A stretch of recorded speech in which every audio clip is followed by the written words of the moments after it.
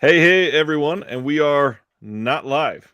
Just so everybody's aware, we are not here on Tuesday night. We are recording this on Monday night because I am seeing, as you're watching this, probably right this moment, Coheed and Cambria, really awesome band that I Good have wanted eye, to see for a long time. sniper. That's legitimately exactly how they sound. That was an impeccable riff. I shoot, you run. The words you scribbled on the wall. What's going on, Sardis and Dave? Man, Jeff, here's what's going Cohen. on, geek? Hey, What's nerd. going on, Stenhall syndrome? And in about 10 minutes, Ice will show up and say, "Hey, sorry, I'm late." uh, from his sister's account. Oh yeah, we'll be talking to Ice, and then like another name will pop up, and it's like, "Oh, hey, don't worry, this is Ice, by the way." Yeah. What's up, So everybody? honestly, I feel like you and I haven't even been talking over much over the last few days. How's everything going? I have been playing Elden Ring every waking second that I have had free. I've only like since this came out, I've only gotten wait what? I was gonna say that was last week. This is now. We're Oh, talking I'm like it's playing it now. still. I know. I'm, I'm I'm kidding. oh yeah, I since it came out, I haven't gone to the gym. I went to the gym last night for the first time, but prior to that, I have not gone to the gym. I had not watched almost anything. Um, I have only been getting 3 to 4 hours of sleep at night because when I come home from work, the only thing I want to do is play Elden Ring. You realize And you almost died live, right? yes, yes. But I feel good except Sunday, man. I could feel it. I was like, I am so tired. I was like, I took a caffeine pill to like kind of perk me up. And then What uh is this? 1997? yeah. Oh dude, I used to be bad with caffeine. I used to buy this inhaler that was just pure caffeine. You breathe it in, go right into What your the lungs and make you fuck? yeah. Then I wonder why I I have was heart such a problems. goody two shoes. I've never even heard of that existing till right See, now. I never drank, I never did drugs, but I was looking for new ways to inject caffeine into my body. But yeah, I just been playing Elden Ring, man, and it's incredible. It's becoming one of my favorite games of all time. Just the vastness, constantly finding new things to do. Um, but the best thing about the game that I really like is that every night I accomplish something. So like talking with friends on Discord or texting each other, and they'll be like, "Oh, hey, I found this boss in this cave." So like every night when I go home from work, I have like 2 or 3 things I want to accomplish, and I always do. So I always go to bed feeling accomplished, feeling good. And then I also got another game called Triangle Strategy, which is the dumbest name I was about to say that's a for the very like terrible. singular level name. It was literally the name of the project. It was called Project Triangle Strategy. Um, you remember RPGs from like the Super Nintendo era, like the way they looked, Yeah, like the I, 16-bit graphics. I remember what it looks like, but I gotta be honest, I've always hated RPGs. Well, oh wow, okay. But this is like a tactics RPG, like Final Fantasy Tactics or Fire Emblem, but it's in this really cool art style called 2D 3D. So everything looks 16-bit, but there's like a 3D-ness to them. It's really cool. It's a Hmm. really cool effect. Um, but yeah, but I have been reading something. I want to give a shout out to somebody. I want to shout out Fanatical Dragon on YouTube. He sent me this book. This is the Chang Che's a memoir. This is a book about him. It's his actually. I mean, he co-authored it, um, and it's incredible. Like the amount of information in here. I mean, and there's so many pictures. I've never actually seen more than maybe 4 pictures of Chang Che, and that's the man right there in the glasses. Um, he's one of my favorite directors of all time. Of Directed course. 90 something movies for Shaw Brothers, like just an astronomical amount. He, was part of the wuxia movement. He then went on to do kung fu. He did a couple of gangster movies. Just like such a incredible guy.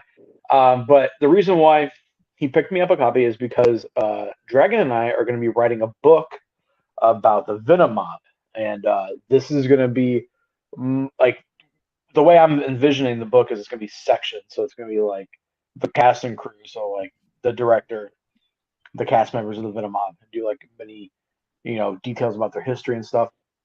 And we're gonna be using this as a major source.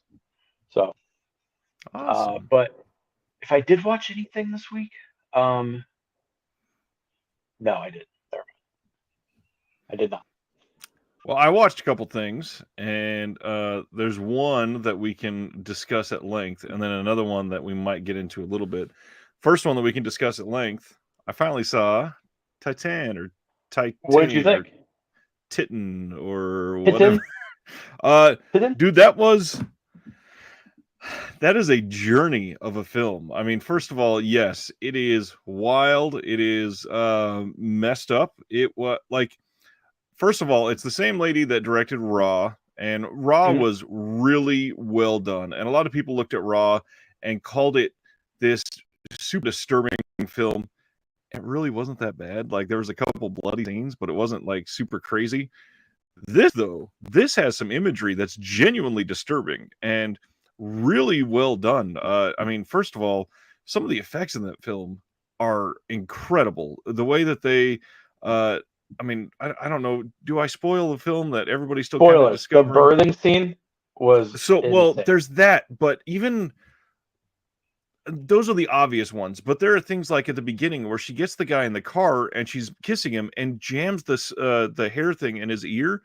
It is done so well and seamlessly that it looks more realistic than most effects that are on like big budget films. And you can tell most of the stuff in this film are not CGI. It's not done using anything like that. They are done practical, and it is so perfectly done. And then I mean, there's so much. The way that she just the fight scene in the house was freaking brutal. Great. It was filmed so well. I mean, it was genuine action. And in a movie like this, It that's was not good. something you're expecting. Yeah. It's I mean, Taylor had a hard time uh suspending her disbelief in this movie. I think she actually left. She walked out of the very beginning. I mean, spoilers for this movie. She gets impregnated by a car, like has sex with the car. Yep. I think that's my wife checked out. Like, what the fuck? And then she murders someone, runs away, uh, disguises herself as a fireman's lost son from years ago. And he takes her in. He finds out that she's not a boy. Still accepts her as his son because I think he just wants love. He's Right. very love deprived. And then, yeah, it's just she gives birth and dies and gives birth to a metal infused baby, which I thought the design of that was really cool. Yeah. Really cool. I mean, here's the thing: is like if you take the car scene out of the movie, it's just like that. I think that car scene is just there for the shock and awe of it, because It the is. rest of the movie has stuff that we're used to. It has violence, got sexuality in it, but that car scene I think is what got everyone talking about this movie, and then Absolutely. the subtext of everything is what made you love it. There fully, and then the hard part for me is I rated it very highly. I can't remember what it was now. It's like 4.5 stars. And for me, that primarily is because I know it's a great film. It's probably not one I'm gonna revisit too often. I'm not gonna But rewatch it. the hardest part for me with this though is it genuinely feels like two different films. There is Yeah, the whole car aspect and then the family aspect. And really the car aspect was just there to bring them together, to fuse the two storylines in a weird way. But I don't know. There's so much that is done well, but then the two separate entities, it didn't always work for me. And that's the only thing that really brought it down to half a star. I think the film is immaculately acted. It is directed really that girl's well. first acting job too. Yeah. Just And then incredible. the main character from Raw was in this as well, by the way. She was one of the victims. So see, I'm like you. I think the movie is broken up into two parts, but it's not the car part. It's the serial. Like she's a serial killer, Well, yes. and that That's what I part, meant. and then The car was the juxtaposed with separation. the family and the love part, Right. and it it's kind of a jarring transition. But if you go with it, you can just go with it.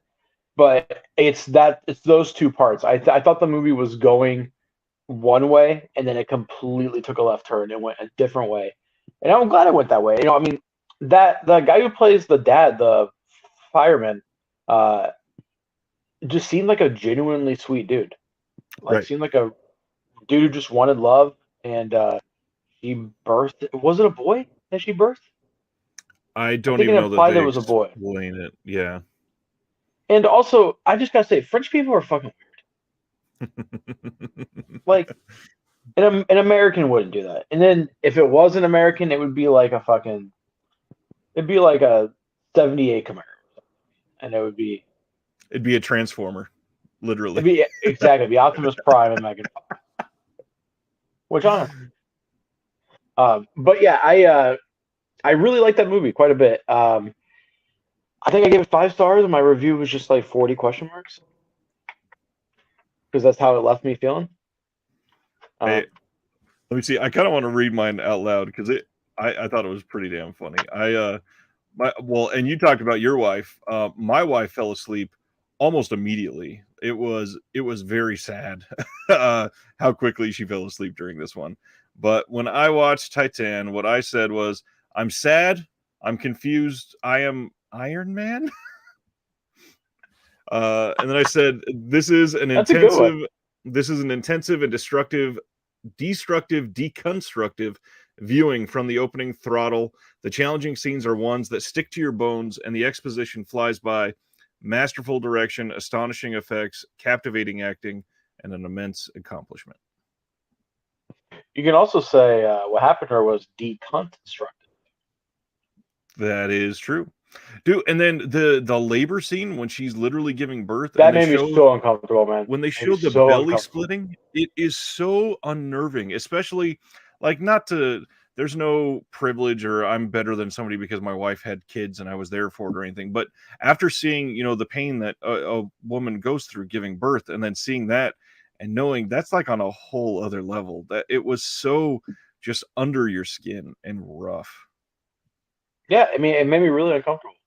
Yeah. Like super uncomfortable. And I think there's a few movies. I think this director makes movies for women because Yeah. Raw, watching it as a man, is very unnerving. Watching this movie as a man is very unnerving as well. Um, and I think that's what I love about movies. Even though we both said this isn't something that we're going to probably rewatch, I'm probably never going to rewatch it. I was just curious because it was talked about in our groups like crazy. And when I finally watched it, I was like, wow, that was an experience, and very Yeah. much like Come and See. Like, love that movie. Never ever watch it. I don't feel like being depressed, especially right now. Yeah, that makes sense. Do you want to talk about pickups? Sure. Why don't you go ahead and go first? I was able to snag Thrilling Bloody Sword, my first Gold Yes. Ninja video release. I was really bummed that I missed this, and I had a bunch of people. I think Nerd, Stenhall Syndrome. I think a few other people messaged me on Twitter and was like, "Hey, Yep. there's a few in stock, get it." And then I called you because it said out of stock, but you could add it to your cart. I was like, what do I do? What do I do? So I tried it. Love the artwork. Haven't seen this yet. It looks right up my alley, though. This looks like a flip film. One thing that is really cool about this, I don't know if you've seen this yet, but this movie, just based on the Gold Ninja release, is somehow gaining this crazy reputation. And AGFA has the print, and they are showing screenings in random theaters across the U.S. of this film. What? That's cool. Also, I gotta say, this is a low production, Oh yeah, company. They burn on disc. I'm sure the disc is of high quality. But they even have a nice little booklet yep, that like comes with the release. Like, just really, I'm very surprised and very impressed with the packaging. Because going in, I was like, oh, it's a burn on disc. Not gonna expect much, but like, you get a commentary. You get a documentary on writer director Chang Sun Yi. You get a beginner's guide to psychotronic Taiwanese cinema, and you get a bonus feature film, Incredible Kung Fu Mission. So you get 2 movies on this. It's region on free. every single one of his I discs, there noticed is a that. feature movie. I'm so pissed. I want that fucking Jimmy Wang Yu movie. If somebody is watching and they have bloody dragon spear or blood of I the think dragon, so. blood of the dragon, sell it to me. Come on. I love Jimmy Wing. I have a bootleg of that, but I want that commentary. Um, so I got that. And we got the two newest 88 releases. We got Shaolin Mantis, Monkey Kung Fu. I have to say though, they changed the texture of the slipcover, and I don't know if this is going to show up on camera, but you know how the slipcovers have been kind of like this matte finish almost. Yeah. These are glossy. I don't know if you can tell. These I are you could see on the glossy, back of Shaolin that it was yeah, very oh yeah, there too. It's very glossy bright and and more reflective. plasticky feeling. They do feel thicker though.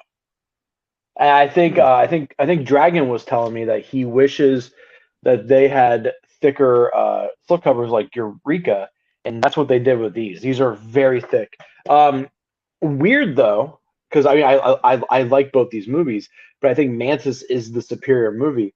This one doesn't have a booklet. This is the first time that they did not include a booklet with one of these U.S. releases. What I thought I'd said this to you. Maybe I didn't actually send the message. Are we sure that it didn't? Because it's being advertised as having one. Are you sure it's not an accident? I private messaged them on Instagram, and they said it does not. Weird. But what they replaced it with in its place is lobby cards. So you are getting something, I guess. Very disappointed because I love the booklets. I read them. The I same. think they're great, and this movie is a very good movie. And it's kind of weird to me that this. I think Monkey Kung Fu is probably less popular than Shaolin Mantis, and this one I would has a agree there. booklet. This is a very good booklet too, by the way. But man, I just gotta say, Kung Fu Bob's art continues to be great. I still think Flag of Iron and Legendary Weapons of China are his best artwork so far. But yeah, loaded with special features. Both of these have Frank Jane. Do they both have Frank Jane commentary?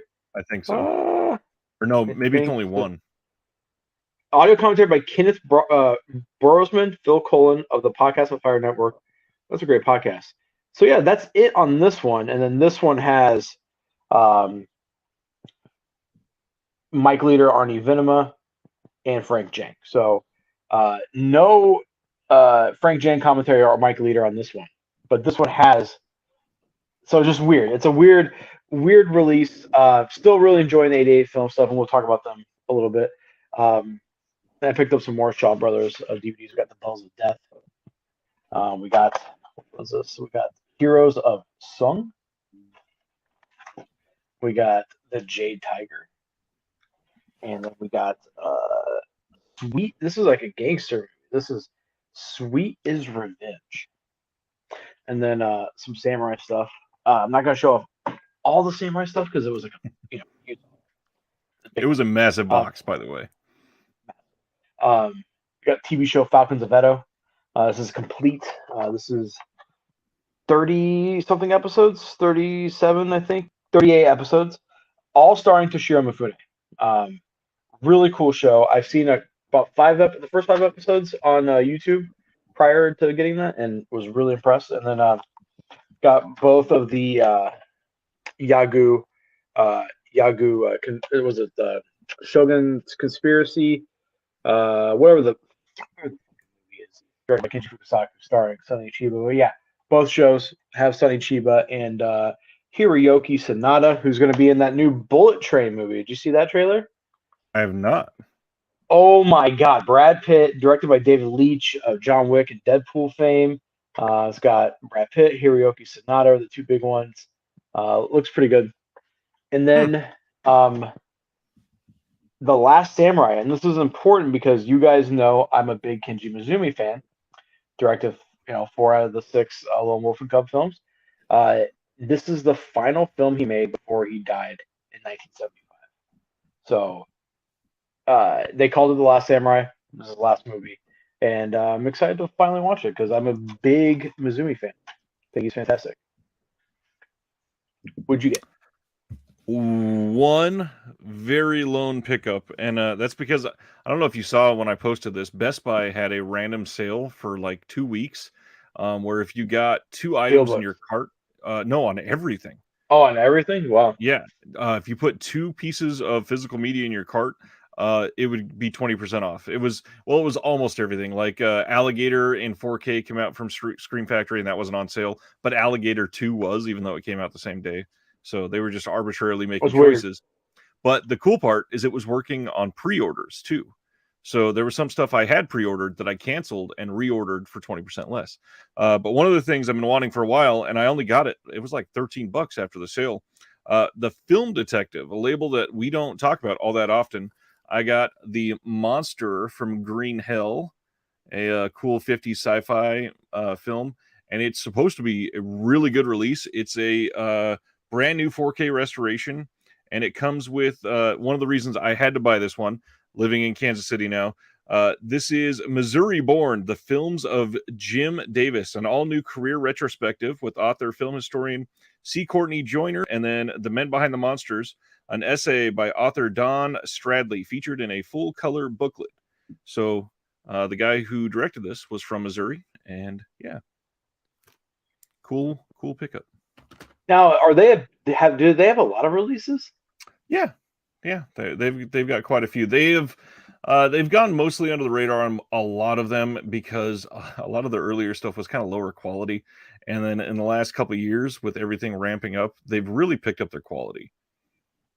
Huh. Now, do they have like a special like niche that they focus on, or It's mostly classics like that. It's not all wow? just sci-fi, but yeah, it's all mostly like 60s and previous, 60s and prior. Now we're throwing that word classic around pretty loosey goosey right there. Not classic as in this is one that goes down in film history. Classic as in antique. Ah, we're using it as an adjective. Yes, yes, not as a pronoun. What are your pronouns? Uh, yes.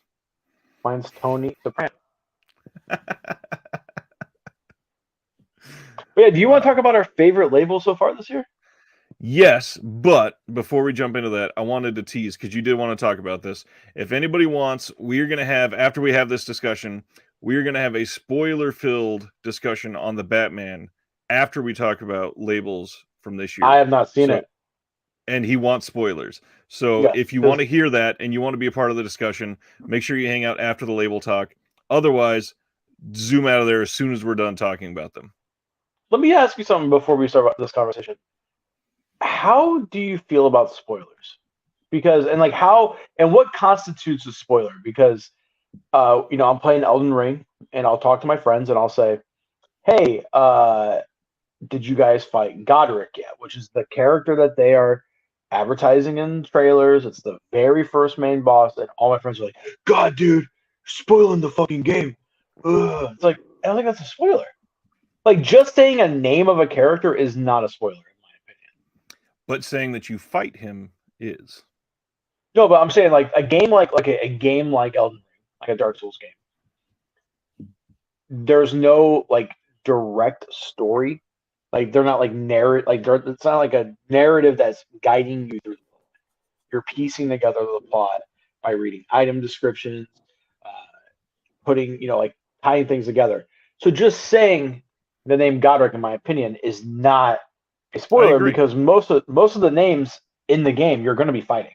Like if you name something in the game, you're going to be fighting. So, um, and for movies, it's always I feel like I don't know. I don't care about spoilers. I feel like people who get so up in arms about it, uh, it always confuses me. Just because it's like you can still experience it, unless like it's the ending for like The Sixth Sense or something like along those lines, where like the piece of art is and your enjoyment of it is totally hinged upon a spoiler happening. Then I understand not wanting spoilers, but for people to just be like, "Oh my god, no, you spoiled the movie," Like I have not seen Batman, but I can guess exactly what happens in it. You know what I mean? And I feel Yes. like I feel like there's going to be no shocking moments in that movie. It's probably a great movie, but I feel like if you're a fan of cinema and you've seen a lot of movies and you've read Batman comics, you're not going to be utterly shocked. You're probably you. I could probably like I can guess the Riddler lives at the end. They're going to set it up that he could potentially be in the sequel. You know, is we'll talk after the label talk. And we'll see if that guess is correct. But So, as far as spoilers, let me try to break it down a little bit because I am one of those people that I don't usually want to know anything unless it's a film that I'm not really like eager to see. Then I don't mind because I'll probably forget by then. But I mean, you brought up some good examples. So first of all, the Batman example. You listed a lot of qualifiers. You listed if you've seen a lot of cinema and if you've read a lot of Batman comics, you can probably guess it. I hate to break it to you, most people are not in either of those two groups. I forgot I'm a So no, no, not a loser, loser. not a loser, but have a taste that is very specific for that film. Another one you brought up was The Sixth Sense. Now, there is an idea based around this that kind of is based on The Sixth Sense here, and that is, I think it's a spoiler to tell somebody, I can't wait for you to see the twist in this film. To tell Yeah. somebody there is a twist, that is a spoiler in itself because that makes you start thinking from the moment you start that film, everything's not as it seems. And I need to start paying attention because they're trying to bamboozle me, basically. So yes, there is a lot that you can spoil even just by mentioning a character. There are characters that are in the Batman that are not in any of the trailers. There are things that that are brought up in The Sixth Sense that you would never get from the trailer. 4 years ago when that film came out, or 23 years ago, whatever. And just That experiencing long? it, The Sixth Sense, I think, came out pre 2000. I think it was 99. Oh God. But yes, I do understand and agree with you for the most part that something like Elden Ring, Did You Fight Godric, is not a big deal. But for some of those people, and in a lot of these games, there are certain things where a character is an ally. And if you fight them, or they start as an ally and then you fight them, it is seen as a big thing. And maybe they're at a point in the game where something is an ally or they've not discovered him. So saying that you fight him, it ruins the mystique of when you come across in that cutscene, oh, I found Godric. And then maybe there's a dramatic turning point where, oh God, he's coming at me. It's not as exciting anymore.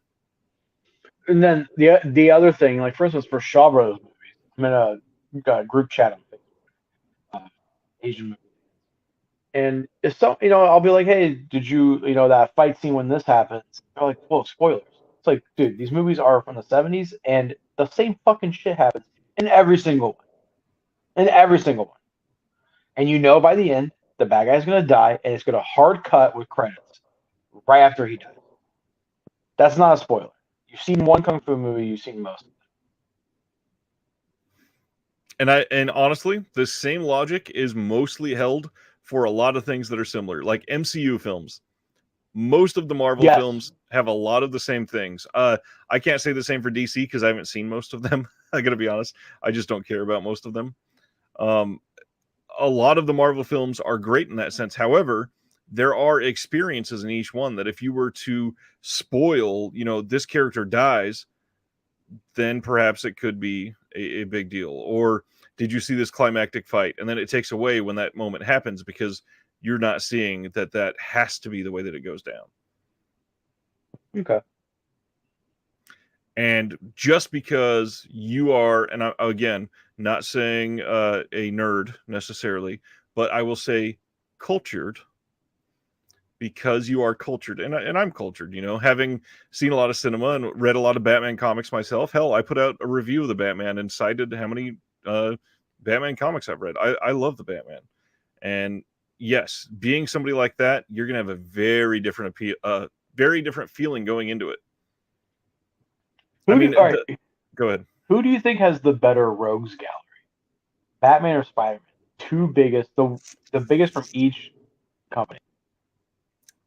I think it's not even a question. I think it's easily Batman. Yeah. Someone was trying to tell me that the Sinister Six was cooler. And I was like, dude, Hell no. Joker, Bane, Scarecrow, Ivy. And those aren't even, those are the big names. Forget everyone else. Oh, the Court of Owls. That whole storyline was fucking phenomenal. Ra's al Ghul, Solomon Grundy, everyone. There's so many different Pattinson people. said that he wants to do a sequel and wants it to be around the Court of Owls. I would to see love that. to see that put to screen. Oh my god. We just said the exact same sentence. But let's talk about labels. Let's talk about our favorite please. labels this year. Do you want to go first? Sure. And by the way, when we're talking about this, it'll be what they've put out so far, but also maybe just what they've announced so far. Because for the most part, you can gauge what the quality is going to be like with those. So one that I think, and by the way, two of my three that I'm going to be talking about are very juxtaposing from last year, because they're two of mine I was very cold on last year that I think they have incredibly turned it around. So first one I'm going to talk about is Scream Factory. Scream Factory had a pretty bland year overall in 2021. There were not many huge releases. I mean, their big marquee titles last year were the first 5 Halloween films on 4K, films that they have released time and time again, that we have, you know, almost as many physical releases for as Evil Dead. And yes, the picture quality is great. They came in a nice hard box, blah, blah, blah. They weren't amazing. They were nothing to hang their hat on. However, 2022 is shaping up to be a massive year for Scream Factory so far. Big out of nowhere marquee titles. We're getting Alligator on 4K. That's not something anybody would have guessed last year. Not to mention, we're getting Alligator 2 on the exact same day. And then they're coming out with The Sword and the Sorcerer on 4K.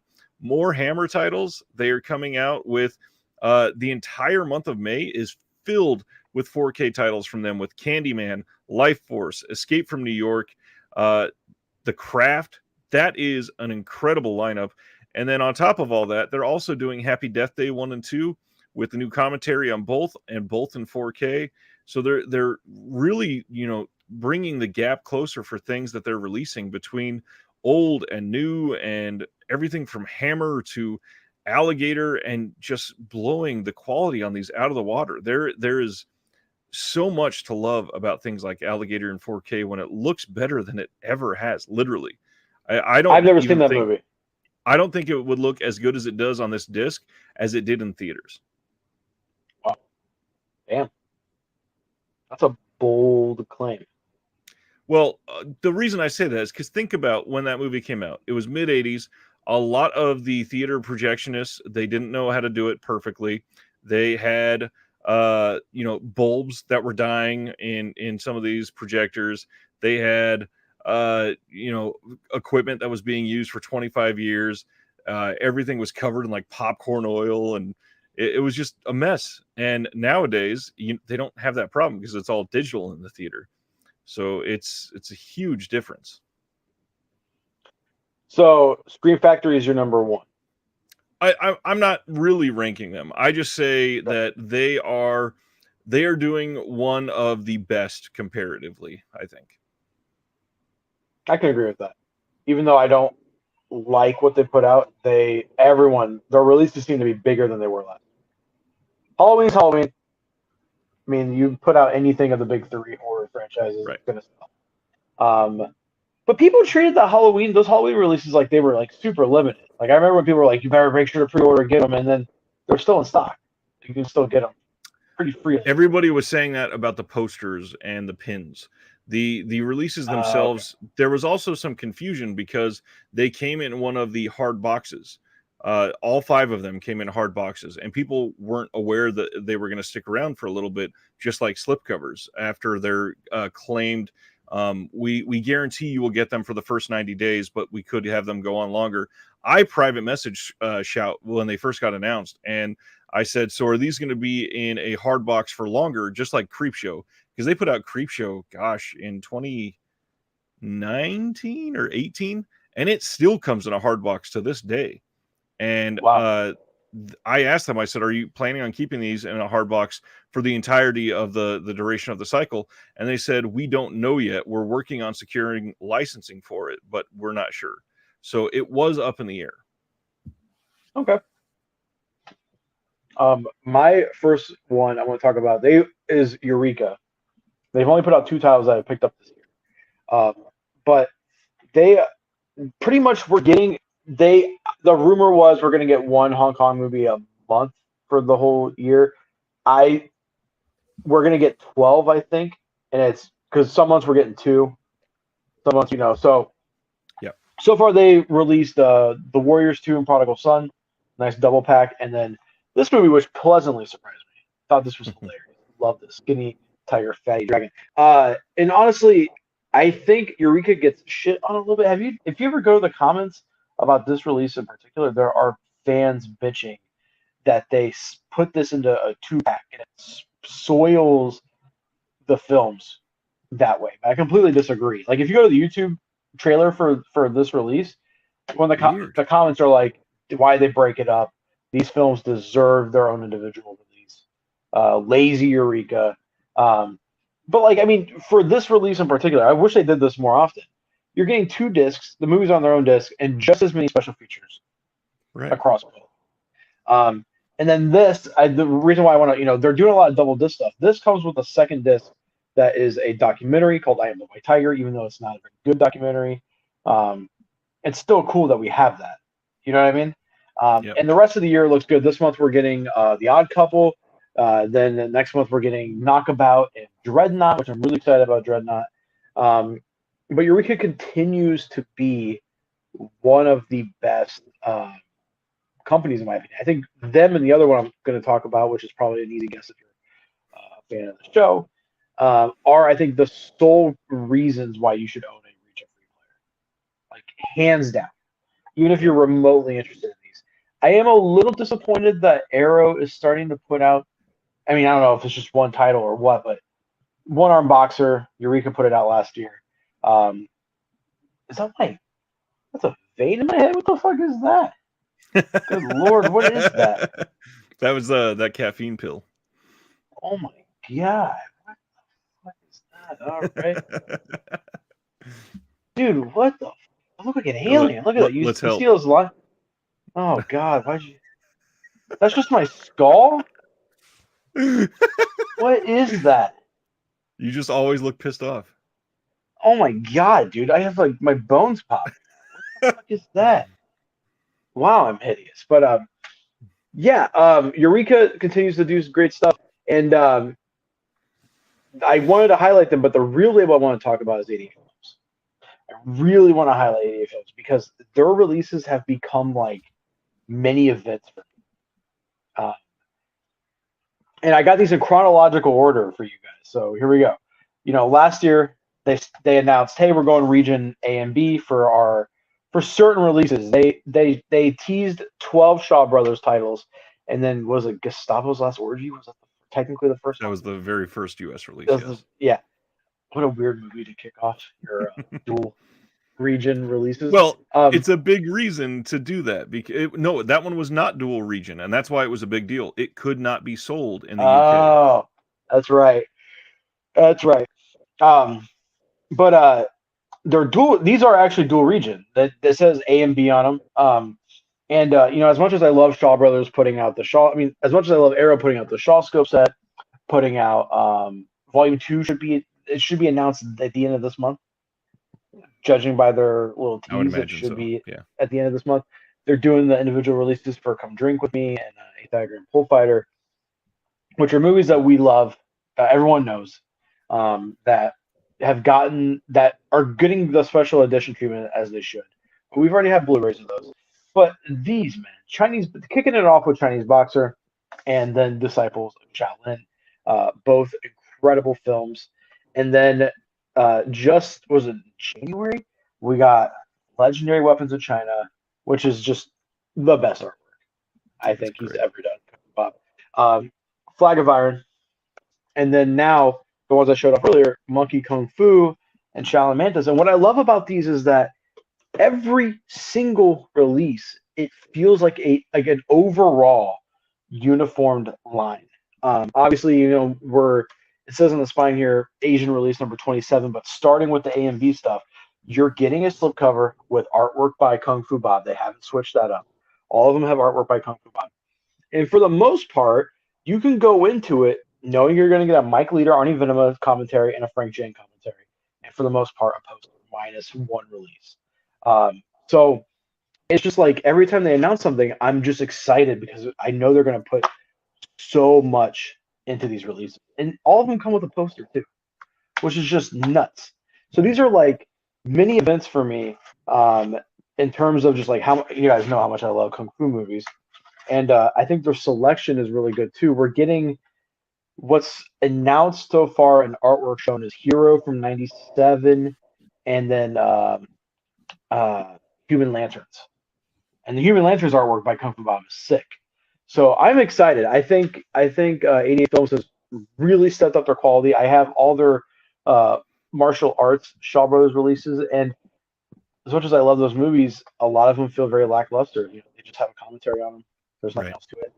These have books, posters, lobby cards, commentaries, behind the scenes interviews, special features. It's just they're loaded to the gills and very much worth. Like they're like $20. That's the best part too. They're cheap. They're cheap. They really and then, are. as much as I don't like this movie at all, this again It's putting out still a these killer nice. release. It's still cool. Yeah, it still is. I mean, I love when they do these little special, these little special editions. They did the 3 Cat 3 films and the 2 Eurocrime last year, and then now this. And then we're getting. Isn't the 7th Curse going to be a hard box? I believe so. So yeah, I mean, they're absolutely killing it, and they're becoming my favorite company. Like I'm more excited for their single releases than I am Shaw Scope Volume 2. Wow. And not that this has anything to do with Shaw Brothers or Kung Fu or martial arts in general or anything, but then you're also leaving out with 88 Films. They've also announced they're getting into 4K. Did they really? Yeah, they're putting out 1997's Drive in 4K. That's right. Yep.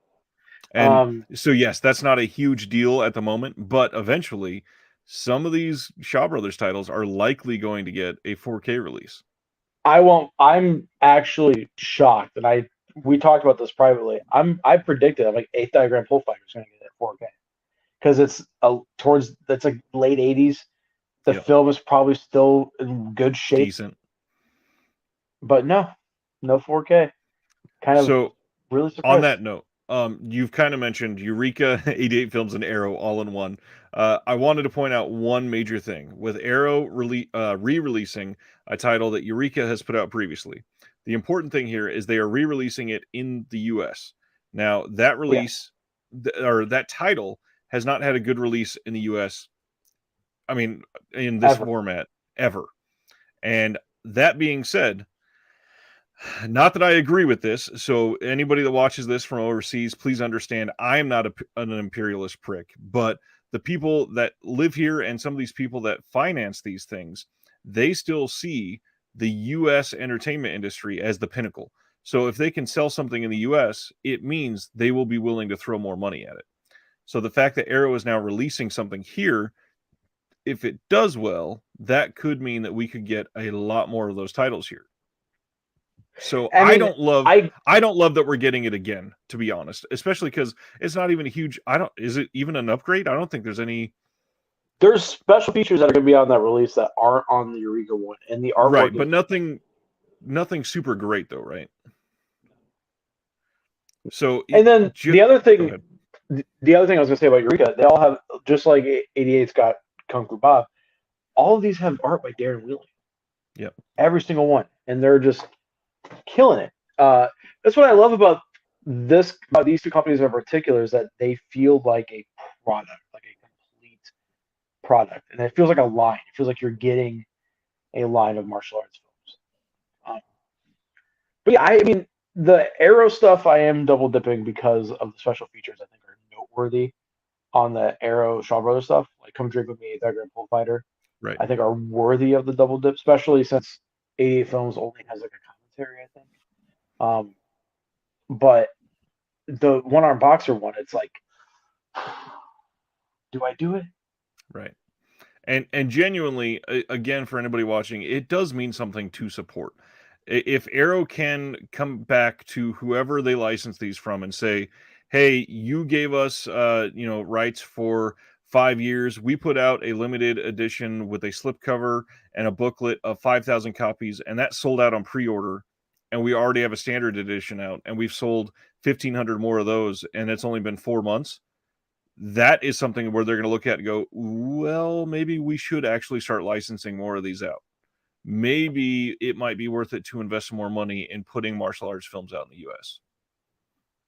Yeah, I mean, but I feel like stuff with the new laws, the new censorship laws, I feel like Right. it's only a matter of time. I feel like the stuff that's already licensed, stuff that we don't even know about, is probably the last that we're going to get. And then, hopefully, I'm wrong. And then that well is going to be closed. So it's not going to even dry up. It's going to be closed. There are other ways around that. If there are other people holding rights to titles, that's one way around it. And then on top of that, if there are people that had rights in perpetuity inside a specific region, that is something that can go down, and that is more common than people think. Like I just interviewed Jared from Mondo Macabro, and they are putting out the 1980s horror sex fantasy film, Dr. Caligari's, and Dr. Are they Caligari, whatever really? it's called. Yes, Yeah, and yeah. it's going to be incredible. They're putting out it on 4K, but they got all of the rights, streaming, theatrical, home video, and everything in any format forever on that film. They own it forever. And that's not the only title they have that for. They have that for multiple titles. So Forever? for literally forever. So let's say Mondo Macabre goes under, and 20 years down the line, someone else wants to release it. They would have to go to them. They would have to go to the owner, Pete Toombs, or his next of kin if he's gone by then. Yeah. Wow. It would go to his estate. That's fucking wild. Yep. I wonder how much that happens for something. Well, for certain titles, less than you think. Especially like another one that they have that for is the I believe it's a Mexican film called Alucarda. And unfortunately, even though they have the rights for that, the elements are missing.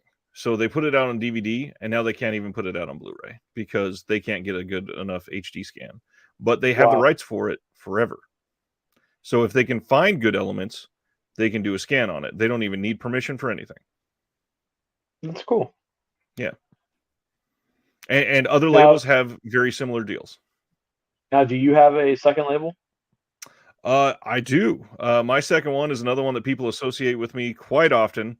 And I got to admit, Vinegar Syndrome is having a better 2022 than I could have ever hoped for. There are things in the pipeline that they've already announced. There are things in the pipeline that they haven't announced that I know about. There are things that they've already put out that I think are better than what they have done probably in the last year and a half. And saying that as an overall feeling, a lot of people were cold on them in 2021, and they had 3 or 4 amazing releases, but they've already had like 3 or 4 standout amazing releases released, and it's March 7th. The stuff that we know is coming from them is incredible. They put out Drop Dead Fred that Severin was supposed to put out, and that's a Universal title. And we already know that there are other Universal titles in the pipeline from Universal Pictures. That's a huge deal for a brand like Vinegar Syndrome. Yeah. It's going to be a big year. And they are putting out more Billy Blanks. They're great Billy Blanks. So, I'm happy. Flip's favorite. Big number one, internet's number one Billy Blanks fan. Me. Another really cool thing is they're putting out more 4Ks than ever. I think when they announced their slate for 2022, not announce their slate, but when they advertise their sub package for the year, they show like an approximation of what you're signing up to receive. And there were, I believe, at least 13 4K releases, which for a label like that is so many.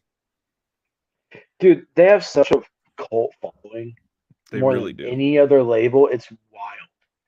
like people base their identity around collecting vinegar. Like you and Ryan, and you and Aaron. Sorry, you and you and Aaron. I mean, you guys are like I feel like YouTube's go-to Vinegar Syndrome guys.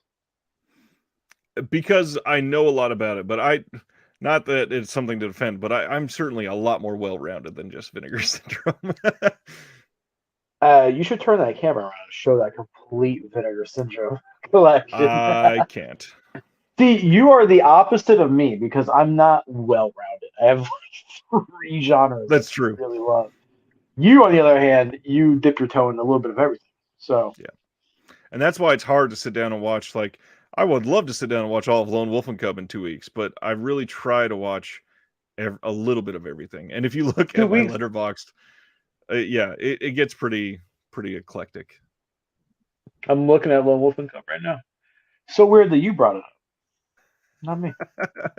I had to. Somebody out there is drinking now because it was brought up. We should start a Lone Wolf and Cub drinking game, and I'll purposely murder some people just by talking about it all night. Well, you talked about Eureka and 88. Is there any others that you would like to bring up? I do want to throw out. I mean, they've had a lot of good releases, but Third Window Films deserves at least a shout out. This is the only one I picked up this year, and this movie's fucking awesome. So, Crazy's on the road. I also want to give a shout out to Discotheque. They're continuing to put out great anime titles. They're having a Discotheque. They have Discotheque days where they just do a bunch of announcements on Twitch. They're announcing, I think, 18 titles like next week. Jeez. Brand new Blu-rays. So I'm excited. And the stuff that I know that they have licensed is just mind blowing. It gave me a boner. Good to know. I've got 2 more that I wanted to throw out there that are not revolutionary necessarily, but they are starting off the year strong. The first one is one that we both had on our favorites list last year, and that is Kino. Kino Lorber has, like last year, we laughed at how much they were putting out that was quality, and I feel like that's somehow gotten better this year. That is Flip's new favorite film, by the way, God's Gun. Love it. But genuinely, they are putting out like 4 or 5 great films most weeks, and they're putting out high visibility titles, things that people have wanted. They're doing more 4K than ever before. They are releasing more of their, I know you don't love them, but their film noir sets. They are going all out and releasing just quality, so much so that for the first time ever, I think, I used to get like onesie twosie releases from Diabolic or Orbit. I've pre-ordered from Kino directly twice this year already. Damn. Yeah. So they are doing some great work. The other that I want to light on Western so far this year. How does that toy keep going off? It's usually over there, and I just kicked it.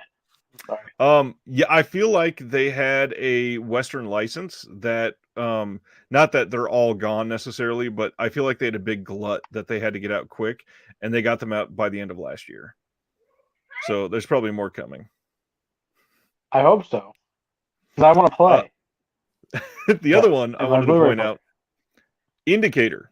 Not getting a lot of talk this year, but by the way, they are now in the US, and starting in January, that was their first month with US releases, and they are releasing stuff every single month. They've already announced their first hardbox single film edition, which is Mad Dog Morgan, coming to the US. And then on top of that, really cool idea that they are doing this. The Pamini organization, it was multiple lost films that literally nobody has seen in decades, is getting a big Indicator box set. And it is crazy the kind of stuff that they are putting out. But then, just the stupid level of quality that they put into everything. It is top-notch, highest quality boutique stuff. The only thing they're not doing is 4K. They go well above and beyond criteria. Oh, yeah. They're the new criteria. Above. Hey, can we start, when a label goes dual region, like 2 regions, can we start saying that like a label's gone bisexual?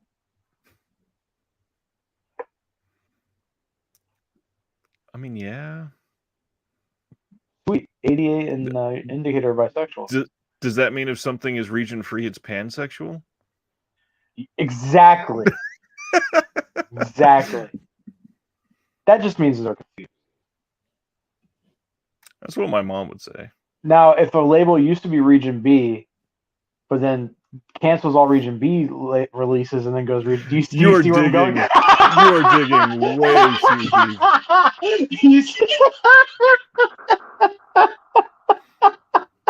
I'm sorry. That's mean. Anyways, yeah, I think that is a really good summation of how the year's going so far. Is there any, we didn't talk about this previously, is there any that you want to point out that are not doing as hot as normal? Oh, we can all take a guess. Criterion. Well, they're just continuing like the same level that they were, in my opinion. Just nothing's grabbed me. And then that Le Circle Rouge 4K is the same transfer that people hate, apparently. The Studio Canal transfer? Yeah. Apparently people don't like that. It's got like a hue to it. Like I think it's a blue hue or some kind of a hue to it. Same transfer, so they didn't even use a new transfer. And Miller's Crossing missing shit in it. I mean, and then Boat People. There's something wrong with the Boat People. I've not heard that one yet. Yeah, I saw Frank Jang's comment on Facebook today. He commented on Criterion's releases, and he said he was complaining about Boat People and Miller's Crossing. So, I mean, I think Arrow, for me personally, I know they've probably have had a great month for horror fans. Not doing it this year. The stuff they've announced is good. The stuff they've put out so far is kind of meh. Yeah, I mean, I feel like that happens every year. Like January, February, March, it's like very slow. Like last year, I think the only thing I got between January and like April was like Inferno of Torture, and then it was Craziness, Graveyards of Honor. Yeah. Was that last year or was that the year before? Graveyards of Honor was the year before. Damn. Well, shit. But yeah, I mean, besides Shawscope, and Vengeance Trails and Daimajin and stuff like that, I mean, they had a good year. But this year, there hasn't been anything like that, really. We know Shawscope 2 is coming. But I think my first Arrow release this year is going to be Come Drink With Me, which should be here this week. So yeah, Orbit got that in today, so people are getting it. They did? Yep. Did they get Odd Couple yet? I've not seen that live, no. Hoping that's good. I got Come Drink With Me from Cinema Classics. Gotcha. Two, I wanted to point out that I try to be positive as much as I can, but there are two that were on my favorites list, and I think that's one of the reasons why I want to highlight that they're not doing so hot. Second Sight had no release in the month of February, which is the first month that they had nothing in a very long time. And then in January, they put out Censor, which was the Vinegar Syndrome VSP number 2 release, I believe. And I didn't love the film. I think it was good, not great. Obviously, the quality on it was great. And they've already announced like they're doing Texas Chainsaw Massacre in 4K later this year, which is fantastic. But I'm more interested in what's coming in the pipeline. What they've done so far this year is kind of disappointing. And then the other company to bring up is Severin. Severin had an unreal 2021, and 2022 so far has been, they moved warehouses and they've had delayed shipments. And that is like the totality of it. Their January was kind of a low month. I think it was only 2 titles released. And then February, we still don't even have their titles that they announced for February. So they are putting out the Caligula box set, the Joe D'Amato Caligula film, and then another Caligula film. And I think they were missing either the cases or the box for those. And so they're just sitting on their hands waiting to ship them. And then they've announced a couple other things that, obviously they're Oh, that Dennis Hopper film that they put out. Can't even think of the title right now, but BFI also put that out. So they did a good release of that. There's a couple others coming. Supposedly, the next announcement month is going to have a box set, which they haven't had one yet this year. So that makes sense. Yeah, nothing. Watch it Nothing be like super. every single witch movie ever made in one box. Something crazy. Because Severin does like crazy box sets. Yeah. Watch them find some director from fucking like Toledo. Like, hey, here's the complete films. Well, we do know eventually we are getting an Emmanuel box set from them, which would be really interesting. But Who's that? it is a character that has been Emmanuel in. Ferreira, the porn star?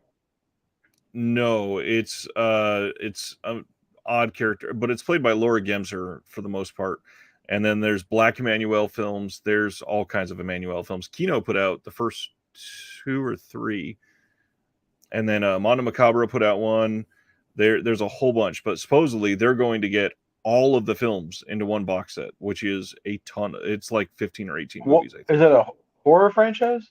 No, it's like a kind of like a sexploitation, but not. It's sexploitation in terms of the genre, but it's not like porn or anything like that. People, I don't judge anyone, but people who like genuinely think. Who are the 2 directors that they did the box sets for? Andy Milligan and Al Adamson. People who love Andy Milligan, I don't trust. There's something wrong. I think there's a lot to learn there. For the most part, his stuff was not great. Learn how to not make a movie. Well, historically, I mean, kind of, yeah. To see what that birthed and what came from people watching that, yeah, that's a big deal. How do you feel about Jess Franco? Jess Franco is odd. Some of his movies that are famous are some of the worst films I've ever seen. But then there are other films that he's made that are genuinely good that people just don't really talk about that much. And Which one? He's one of the biggest ones. It should be close.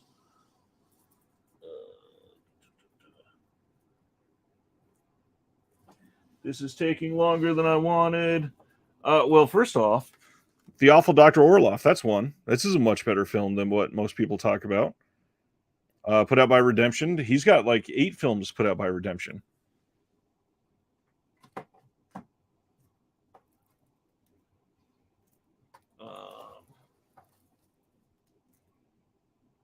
Here's a good one. Of course, I come back and Flip is gone. The other one I was going to talk about is Jess Franco's Virgin Among the Living Dead. This is a great one. He does really good work on this film, actually. This one's from 1973.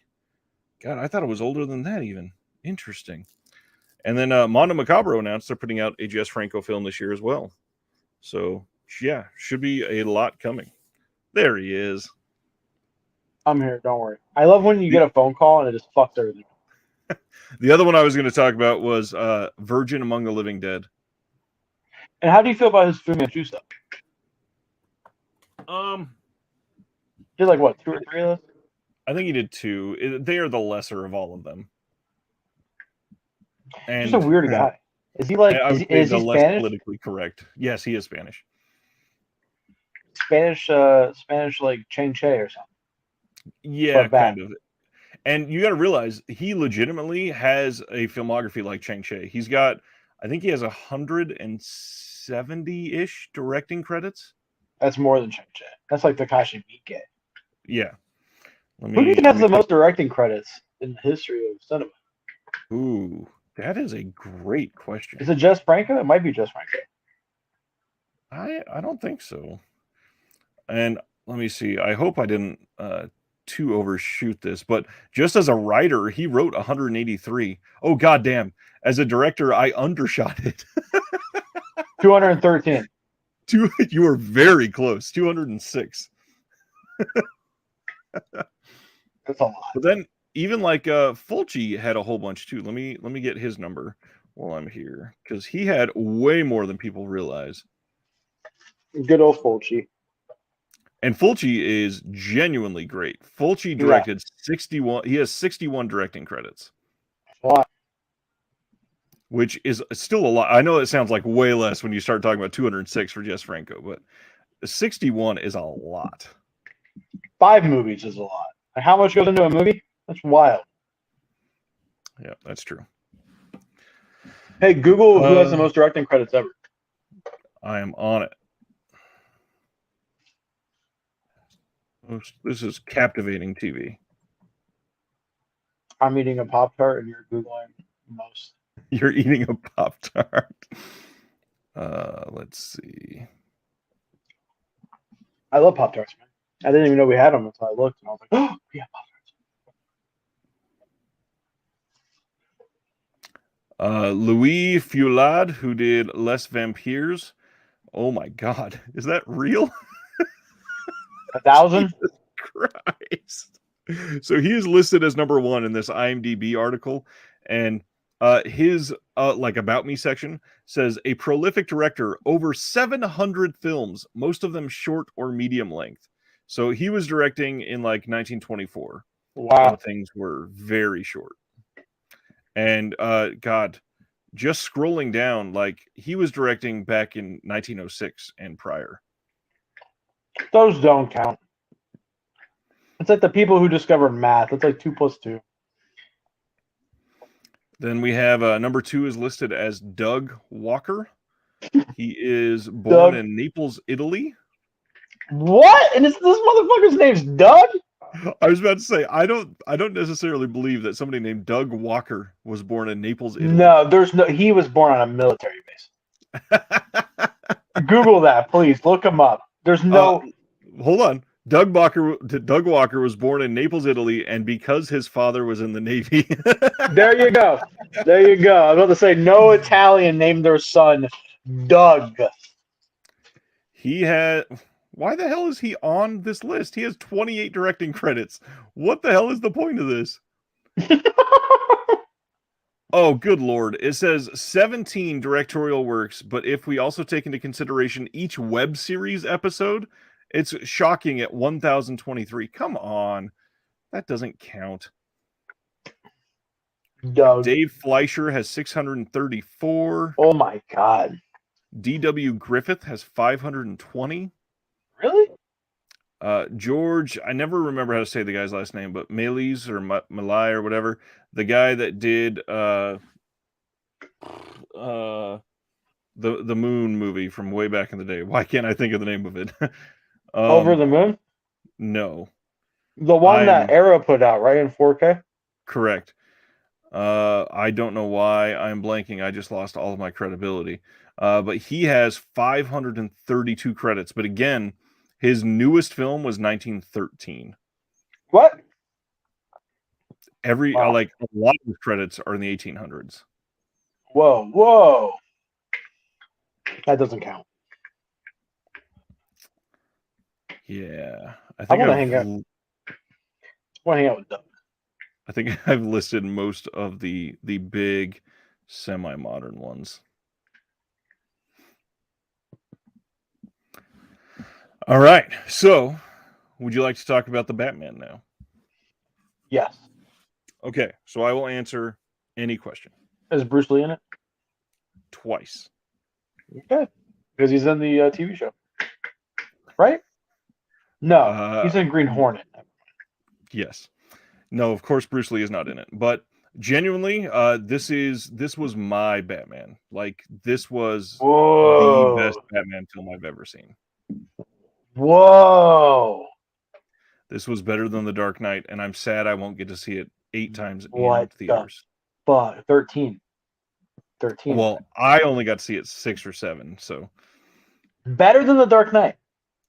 Because of the type of character that he is. Because he is an actual detective Batman. He's out there, the Riddler in the whole first act of the movie, he is setting like genuine like cryptic clues like in Zodiac. And Zodiac is one of my favorite films. Love so it. And it's fucking Paul Dano too. Exactly. And he is creepy as hell in the first third of this film. But then on top of that, so I love Zodiac, and then we've talked about on here before how much my wife and I love Saw. There are 2 or 3 different times in the first act that he sets Saw-like traps on victims, and they have to try to do something. And That's so it's awesome. it is a cross between Saw, Seven, Zodiac, and the visuals are like Sin City like. It is not that neo noir fake comic look, but it is black as night city. It is neon lights thrashing against the background. It is beautiful. I read that this one makes Gotham feel like an actual city, like a unique city, and not just New York or Chicago or Detroit. Yep. I do have one question. Zoe Kravitz. I think She she is a fucking terrible. I think kills she's a it. terrible actress. I think when she's in stuff, she's usually the lesser thing. Is she good in this? No, she is great. Okay, And the reason is because her and Pattinson have been friends for a decade. So the chemistry is real. They are on screen together and they know each other. They know exactly how they're going to move. They behave as if they've been friends for a decade. It is so natural. She is great. now how's Pattinson? How's Twinkle Starboy? Pattinson is the best Batman ever that's been. On top of that, I love it. I love it, dude. he is not the best Bruce Wayne, but he is the best Batman by far. Is he? I do Did he get think jacked? Is he buff? he he is not like Christian Bale jacked, Yoked? but Okay. He's not uh, thick. He's like a no, and lean buff. that's one of the reasons why I loved it. Is he is not. I posted a review of this on my channel today, and I said this. He is not like bumbling Spider-Man, teenager type of superhero, but he's also not Christian Bale. I just became Batman, yet I know everything about everything type of Batman. He is learning to be somebody that is a vigilante. So he messes up. They show him missing punches, which you don't see in films like this. There's a couple times That's he cool. goes and throws a real punch and doesn't connect. Paul Dano gives a puzzle and he fucks it up. And so he is still one of the people that is learning how to get through this. He's a real person. He's vulnerable. And then there's this incredible scene where he is trying to escape from a building and goes up to this the very tallest part of it and jumps off. And they show him earlier he has a wingsuit, like a genuine flying squirrel wingsuit. And he jumps off and he throws out a parachute and he goes and he's trying to land on a truck so that he can go safely. And he doesn't see that there's a bridge up ahead and the parachute hits the bridge and he gets thrown off of the truck and rolls. And he's actually like, fuck, that sucked. I really hope nobody saw that type of situation. And it's not played for laughs either. It's like a serious, like, dude, that probably hurt. And he has to get up and walk it off and try to pretend like nothing happened. Wow. Yeah. Because this is him, like what, second year? Plot-wise? Around there, yeah. He's still been doing new. it a little bit, yes. He's still new. How's the Batmobile chase? I heard that was phenomenal. Dude, so first off, I have never seen sound design as good in a theater as when they first introduced the Batmobile. So he and Zoe Kravitz end up at this same mob joint where they're trying to catch somebody, and they have Batman like on the ground, or they had Zoe Kravitz on the ground, like they're ready to freaking kill her basically. And out of nowhere, he like remote starts the Batmobile type of situation, or he had gotten away and got in the Batmobile, but it remote starts from where the action is, and you hear just this growling, and it's intense, and then it flies through after like 20 seconds of just revving up, and the chase starts amazing. He is chasing the Penguin. First of all, Colin Farrell, just He's getting his astonishing. own show, right? I have no idea about that, I but think he's getting his own spin-off show as that character. he was one of the best parts of this movie, so Really? I'm fine with that. Yeah, Good. Colin he Farrell needs a resurgence. he was funny as hell, but you can never tell that it's Colin Farrell in this movie at all. Damn. Now, what other characters are in the movie that aren't advertised? At the end, they tease a Joker scene, unfortunately. What did they do? Riddler is in Arkham Asylum, and somebody from another cell says, "Riddle me this." And he's talking to the Riddler, and he basically says, a few lines to get everybody hyped up. It's not like the final scene, which is kind of odd, but it is somebody that the director has confirmed is playing the Joker. But yeah, there's no history between him and the Batman. They don't interact at all. I was honestly upset that it was in the film. It did not need to be there. It felt I'm hyped very out of now, place. dude. Joker, Riddler teaming up to take on Batman. Yeah. But one of the things that you're gonna love because of the type of films you love, one of the best parts of this film, obviously, was Colin Farrell, like I said, but his partner, John Turturro, playing Falcone, was one of the best mob bosses I've seen in years. Really? He was intimidating. He had the perfect accent. Their like little hideout club that they were in was gross and like dank. And there was a scene at the end where they cut the power and he and Zoe Kravitz are fighting. And Batman is trying to stop Zoe Kravitz from shooting John Turturro. And it's so well done, really well acted. There's so much that happens that's just great. You're getting me pumped up to see it, man. Getting me super fucking pumped up to see it. It is worth it. When's it coming to streaming? I believe like as early as next month, it'll be on HBO Max. It's going to HBO Max? Shut the fuck up. It's a WB film, yeah. Oh my god. I'm going to be watching that with the wife. Because I'm still not going to the theaters, but oh man. So how's the fight scenes? Really, really good. There are some nitpicks that you can throw out there, but the coolest thing, and I mentioned this in my review again, but in the first 15 minutes, probably some of the best like quintessential Batman type scenes that you could think of. The beginning of the film, they are showing criminals doing random shit like spray painting a wall, getting ready to jump a guy in the subway, trying to rob a convenience store, stuff like that. And Robert Pattinson is narrating something over this, and it's just talking about how when my bat symbol gets shown in the sky, criminals are on edge because I'm here, and you can see them because it's dark out and that light is up. They are starting to fear the dark. And so you don't even see the Batman, but you see criminals start like genuinely trembling and like throwing paint cans down and running away because they know something could happen. And then after that point, the only time you see Batman, he's basically coming out of the dark. And it's just a fantastic change. It's a great setup. It is a perfect comic book way to introduce it. And honestly, it felt like Batman the Animated Series, which is probably the best iteration of Batman ever. That's awesome. Yeah. Now, the scene where he's walking in the hallway and it's only being lit up by the gunfire. Was that sick? It was sick. I wish it wasn't in the trailer. Okay. Is it just that? Is it just that? It's extended by like 4 to 7 seconds, and that's it. Overall, it's your favorite Batman movie. I gave it a 5-star, and I did not hesitate. It's got like a 4.4 on Letterboxd. Yeah. That's nuts. Yeah, Taylor's really excited to see it. So I'm glad that Pattinson, Batman film I've ever seen.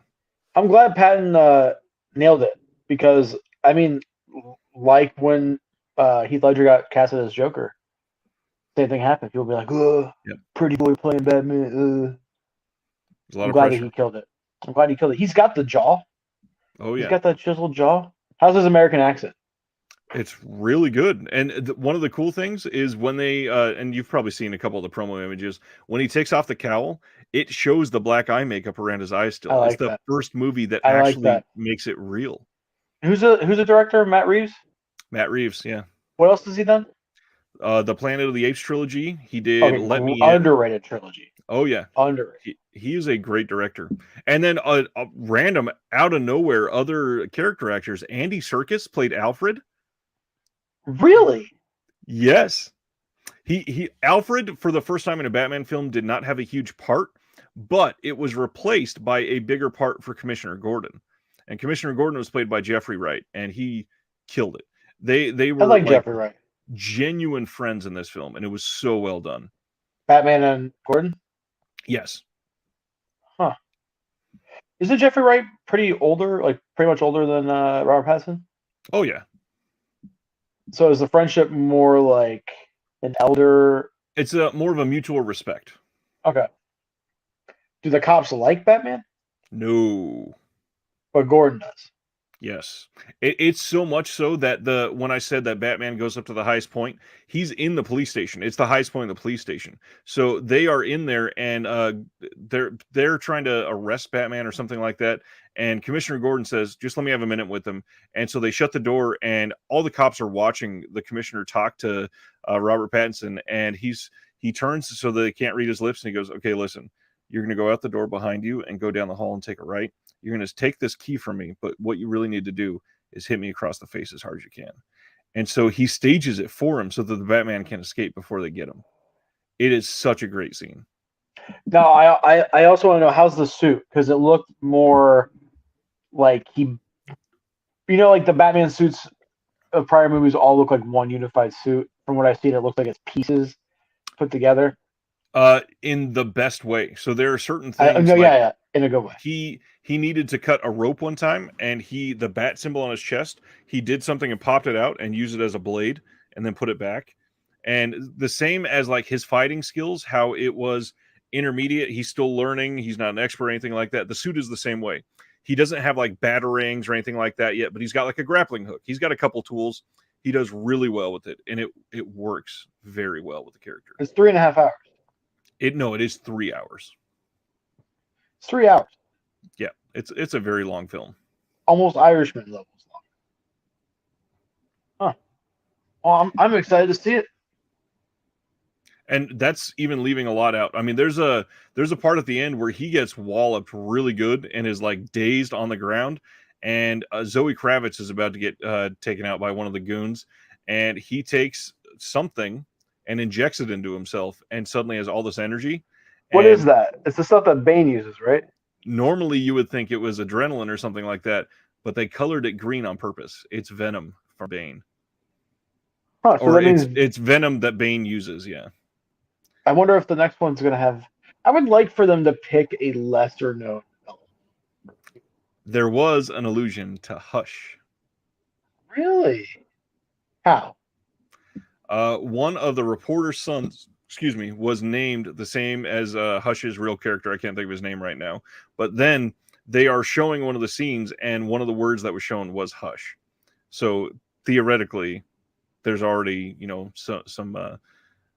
some trails that they could lead into that. I think Hush would be a great villain. I mean, because we've seen... I would love to see this, because I like the way the Riddler looks. It's not goofy. It's not Jim Carrey. I would love to see their take on Mr. Freeze. To a point. What I really want is Batman villains that have never been in a film before. Court of There's Owls, so many Hush. of them. Yeah. Court of Owls and Hush would be great. And I think Court of Owls and Hush would fit well together, too. You could do a movie with both those villains and still have the same length. I think both of those deserve their own film. And if you did a Court of Owls film next, put Mr. Freeze in there with them. And then if you did, maybe save the Joker and do the Joker in the third film with Hush. Now, is there a planned trilogy? No, technically at this moment, at least not publicly, there is no sequel greenlit even. Wow. Yeah. I'm sure there will be. I imagine there will be as well. This movie's going to make buku bucks. Just the first weekend, it made 125. During COVID. Well, mandates are being lifted everywhere right now, but yes. Well, we're in America. Nobody follows the rules anyway, so. Well, you want to wrap it up?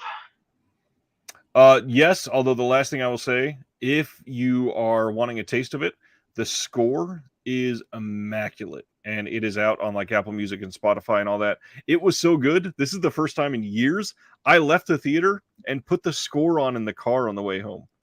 Damn. And it was such a perfect thing. Did you take the kids? No, I went by myself. I didn't even take the wife. I stepped out of the theater and I went to a 4:00 showing. So when I stepped out, it had just gotten dark. It was just past 7:00. And to the east where my house was, it was super cloudy and there was lightning dancing across the sky. No rain where I was, but just a little bit of wind. It was the perfect atmosphere to come out of that film too. So you roll down the windows and you were like, I'm Batman. I did not roll down the windows because it was like 32 degrees. I am cold. and then woke up this morning to 2 inches of ice on everything. Yeah, dude, what weather in the Midwest has been wild. More bipolar than my stepmom. And I stepped up the pig again. Is there a way to fucking turn this thing off? Hang it from the roof outside.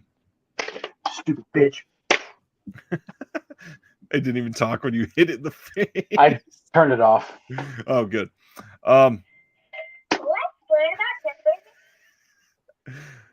Anyways, thank you all for watching for our odd week. It feels odd not being able to interact with anybody. I've relied on that so much. Yeah, it's gonna be weird. I'm probably going to play Elden Ring. No surprise there. Top 3 Coheed songs before we go. I mean, I've been listening for so long that at this point, the top 3 are like some of their biggest hits. So, Welcome Home, first of all. I fell in love with that through Rock Band. Oh my God, I love that song. 10 Speed, easily one of the best. And then I listen to it so much, I don't even know if it's the actual title. But, it's Here to Mars. I love Here to Mars. I'm going to go generic Favorite House Atlantic, man. That's such a good song. Goodbye, sniper. I shoot, you run. You scribble down the wall. My son would agree with you. I was playing Coheed while washing dishes the other day, and he goes, I want this on my playlist. Whoa! Very cool. Two of the delivery drivers that we used to have, they just moved back. They went to Arizona for like audio school. They set up and tore down Coheed's concert down there. I got to meet them. So they're all super nice. Yeah, we actually get a acoustic show before the actual concert tomorrow. We got VIP package. Of Coheed? Yeah. Wow. Yeah. Wow. Well, it was good talking to you. Have fun tomorrow. Be safe. Goodbye, everyone except John. We'll see you next Tuesday. See you guys.